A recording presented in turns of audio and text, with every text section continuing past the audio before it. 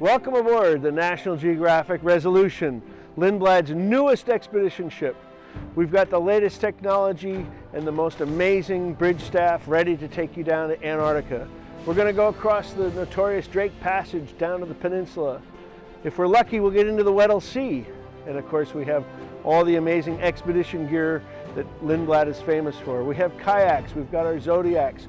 We have undersea specialists that are going to show us what's going on underneath the surface of the water. It's a beautiful time of year to head to the Antarctic Peninsula, and it's the perfect ship to do it on.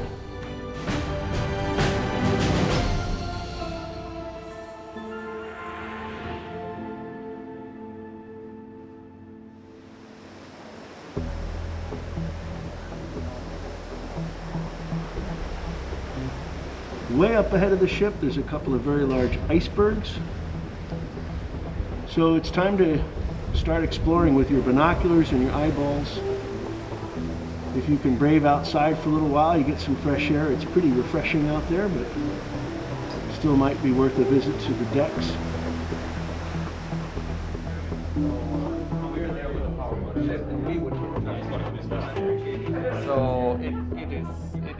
So I'm standing here on the bridge of the National Geographic Resolution, and it's like being in a Star Trek movie.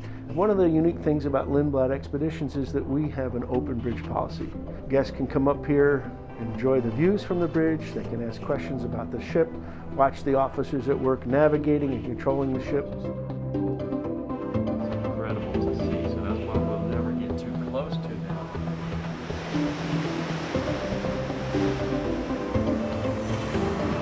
We're seeing ice for the first time. It's absolutely beautiful. The icebergs are a blue, every shade of blue. You'd think they would just be like clear ice, but they have many, many shades and shapes, all sizes.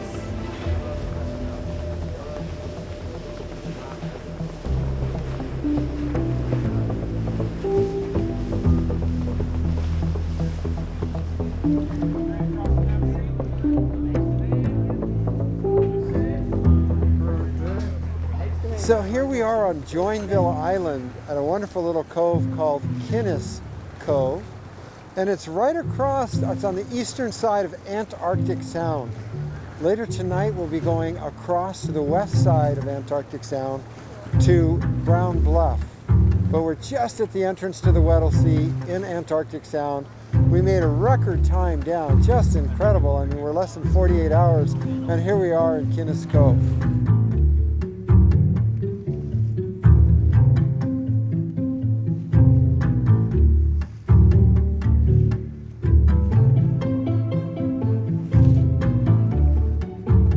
All the ice that's floating out here is broken off into chunks, and there's a lot of air trapped in it. You can see the air trapped into this very, very well. This other ice is like a Swarovski crystal. There is no air trapped in that whatsoever. But this ice has been absolutely compressed so that all air is squeezed out of it. And when you see a perfectly blue iceberg, you are seeing that ice. But the reason ice looks blue to our eye is the same reason the sky looks blue and the ocean looks blue. That's the wavelength that's reflected back to our eyes. All other wavelengths are scattered.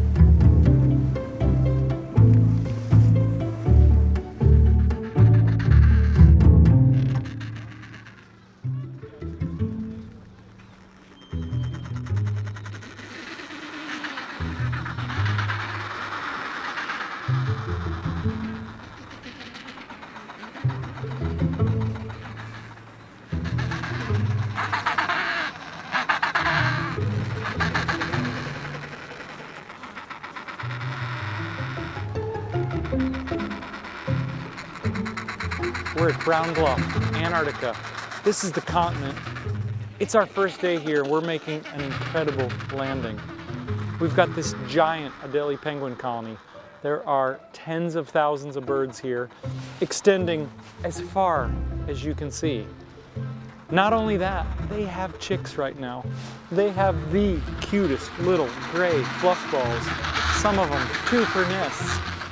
The adults are feeding them. There's all kinds of noise going on. The breeding cycle of the Adelies is quite amazing. These are the southernmost breeding of all the penguins.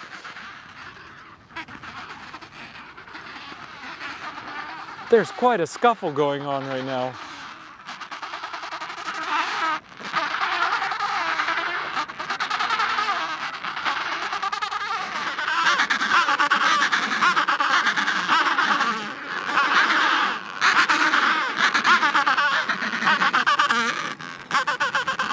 So you can hear this deep, throaty voice. And what it's been shown is that the females choose the males with the fattiest, thickest throats. Their voices are deeper.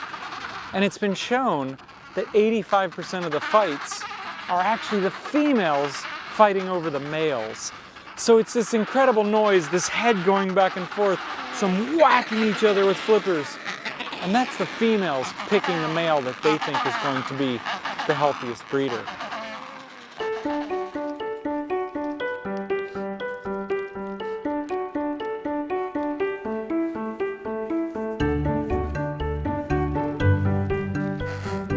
One of the really cool things about this place is the penguins do this long march down the beach.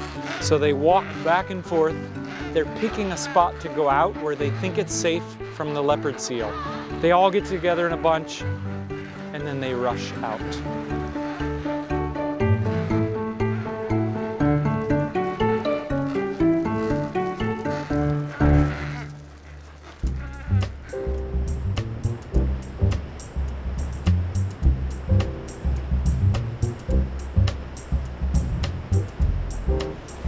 Good morning. We are sailing in the Weddell Sea. It's the 22nd of December, one day after the summer solstice here in the Southern Hemisphere.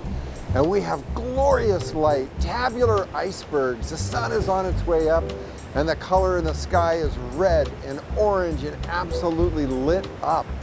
So here in Antarctica at the Antarctic Circle, which is 66 degrees 33 minutes, the sun literally never goes down.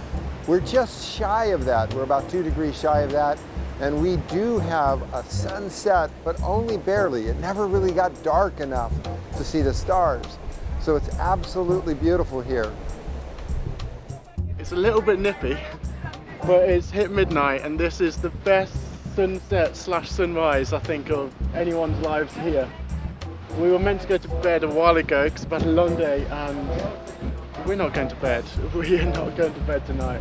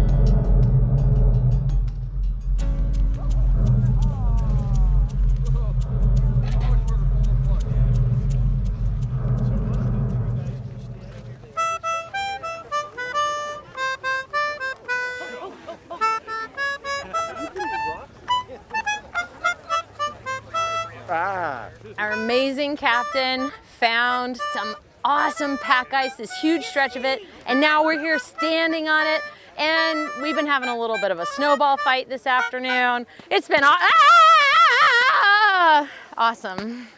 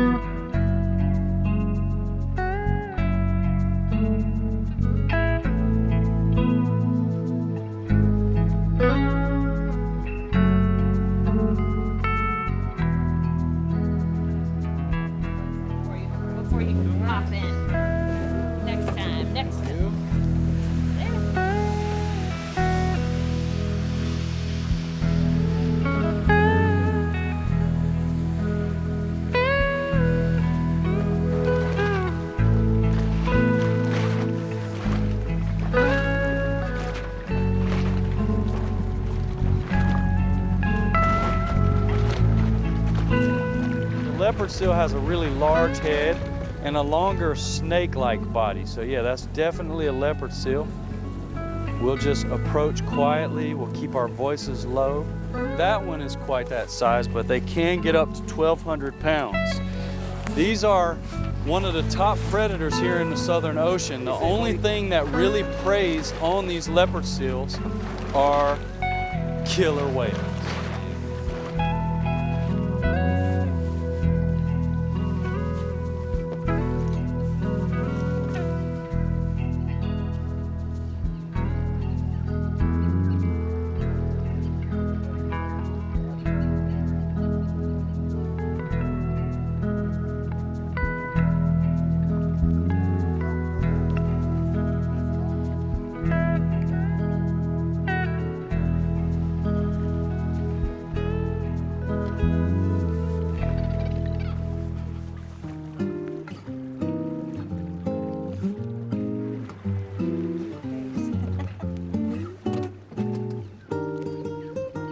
Across a Weddell seal very near the shore. And this animal is very curious about our zodiac. It's been swimming around, poking its head up, laying on its back, and it's just absolutely beautiful. We're in 2.5 or 3 foot of water. We're totally shut down. We were watching penguins leap into the water, and this Weddell seal came over to check us out. And it's just been circling the boats, and it's absolutely incredible. A nice Weddell seal.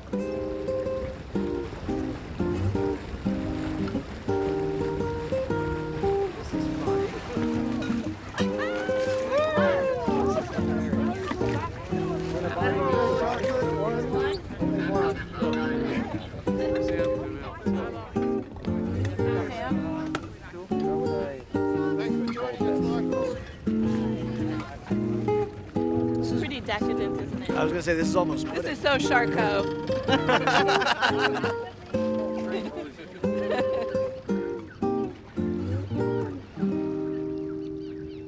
Lindblad and National Geographic is a perfect marriage. There is no reason to come to these places without marrying the understanding of the art, the journalism, and the science that National Geographic brings to these trips. And so as a photographer, it is my proud privilege to be here with these people to help them see what I see. My forte, the thing that I'm most known for, is my portraits of icebergs. I'm also very proud to say that I have 13 individual images of my icebergs in the suites on deck 7 of this ship, the Resolution. Coming from Shinnecock Montauk background, we were raised to understand that we are interconnected and interrelated to everyone and everything. So when I look at an iceberg, I'm understanding that this is the water of my ancestors. How many ancestors ago? It gets very overwhelming when you think about it.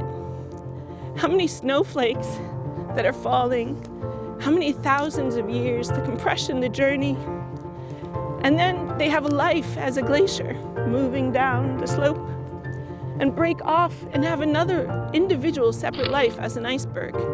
And these icebergs are all unique, just like us, just like every snowflake.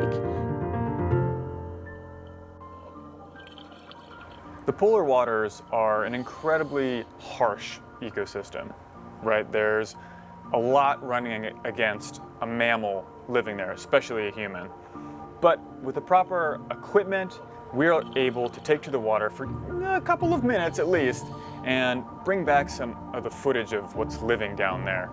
Now we can only spend a little bit of time each time, but we try to get in the water a couple of times each trip just to bring back that extra bit of the ecosystem. Coating the bottom in many of the places we go is a really big algae. Now, instead of the phytoplankton in suspension, sometimes algae will grow along the bottom. The grandifolius, for example, is one of them, and these blades can be enormous. This is when the recyclers or the detritivores come in. It's things like the triangle-jawed peanut worm, or the many-legged, spider-like giant isopod Glyptonotus, or perhaps even the more predatory sea star Odontaster, cruising along the bottom and chewing up whatever they find dead, decaying on the bottom, and recycling those nutrients, putting them back into the ecosystem. We were accompanied on our dive by a group of Gen 2 penguins, and these are fun little birds. They are the third largest of all penguin species, and they're a slightly more warm water adapted bird.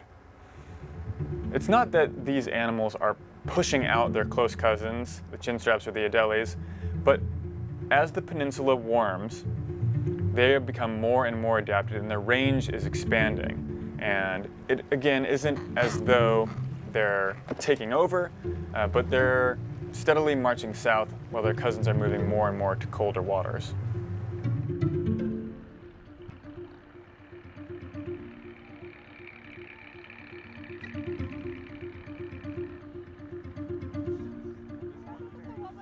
So as we are frozen right now, we say, why are we here? But in actual fact, I've been here twice, and I actually was here once as a scientist studying the little tiny things that live in the lichen and the moss. Vic's never been here, so I was so excited to see it through his eyes. And experiencing this 7th continent is a lifetime dream for so many people. Human impacts are so great, and I think we're all privileged, and we need to go home and shout about it and hope that people will be a little more careful of our Mother Earth, because it's a really, really delicate system, and we need it to stay healthy.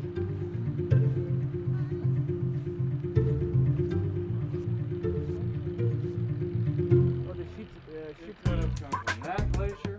It could have come from an ice sheet hundreds of miles away, because here in the Weddell Sea, there's a circular. This is our first year bringing the National Geographic Global Explorer program to Antarctica. And the biggest thing about it is that they're our future. They're the most important ones that we get this message to, the message of a changing climate and a changing environment, and that we have to recognize the effects that we're having as humans on the earth. This is one of the most empowering, impactful experiences that your young traveler is going to have in their life. The classroom can't compare to wild Antarctica. I expected Antarctica to be almost all snow and ice.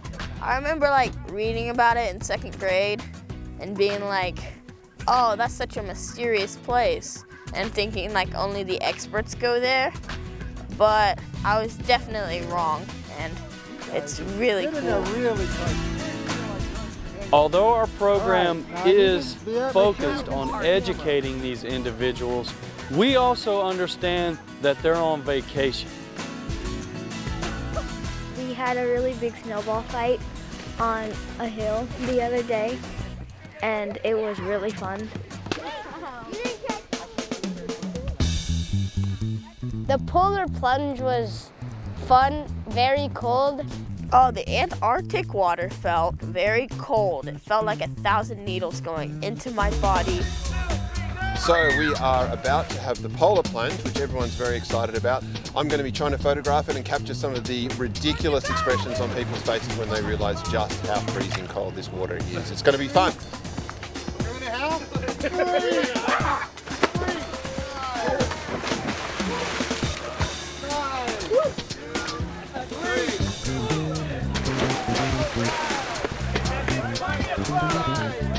Okay, you guys ready? I am ready. 1, 2, 3, go!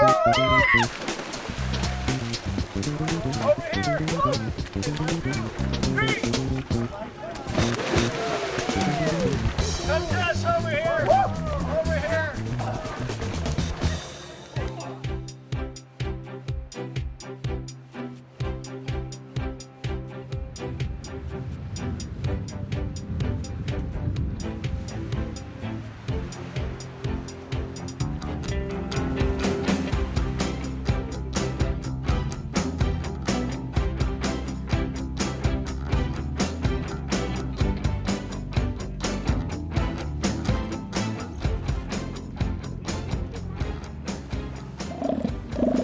So the southern elephant seal was heavily exploited in the 19th century and into the 20th century, and they were taken down to very small populations. And from those remnant populations, they're slowly spreading out again. We're starting to see them in Antarctica. Here in the Shetland Islands is their kind of first refuge, and they're starting to make a comeback. So pretty exciting news.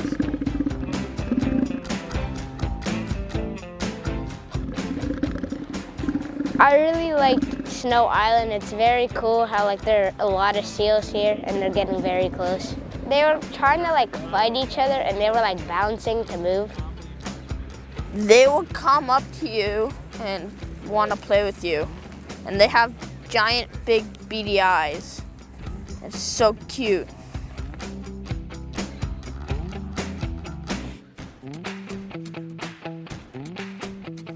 The younger the babies started all fighting amongst each other by like lifting up and whacking each other with their chests, basically. And they burped in their faces.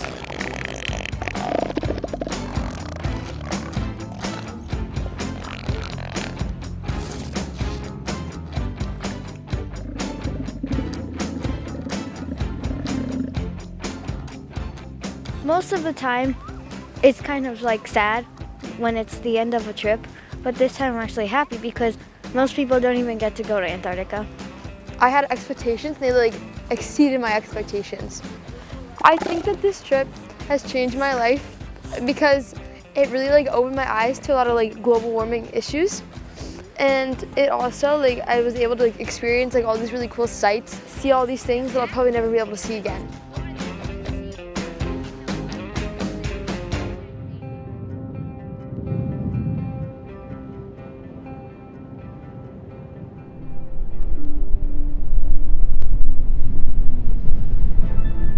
Go into an active volcano? How many people get to say they're going into an active volcano, let alone an active volcano in Antarctica? We are about to do just that. Up ahead is Neptune's Bellows, one of the narrowest channels that we will try and enter into this flooded caldera of deception.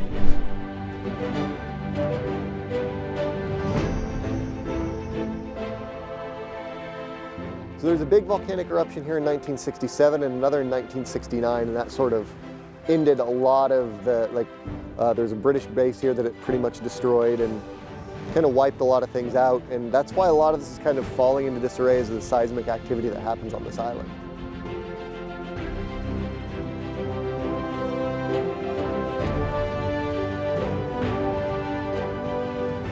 For several summers, Whalers Bay was a spot where over 200 men would gather to capture and flinch whales, collect the oil, collect the carcasses. In the very beginning, there was just one whaleboat that set out here. The whales would be brought in and they would do the whole processing on the boat, but they would lose about 40% of the product that way. Once they set up Whalers Bay Station, they could use the entire carcass. So for several years, this is the way it would happen. In about 1913 or 14, the Falkland Islands declared this one of their protectorates, and they brought down an immigration officer and they set up regulations down here. And for the whalers, this meant that it encroached on their profits. So when the invention of big factory whaling ships came about with a stern ramp where they could load the whole carcass on and process the whole carcass, what that meant was that pelagic whaling was possible. They didn't have to go to land to store everything anymore. They didn't have to go to land to process the whale. They could do it out in the open ocean. That meant away from the Falkland Islands where they would tax it, away from Great Britain where they would be taxed, or the American government where they would be taxed. They could take the whole whale and pay nothing for it, and it also meant they didn't have to worry about any quotas. We'll never know how many whales were taken because they were taken in this nearly illegal fashion on these factory boats in pelagic whaling.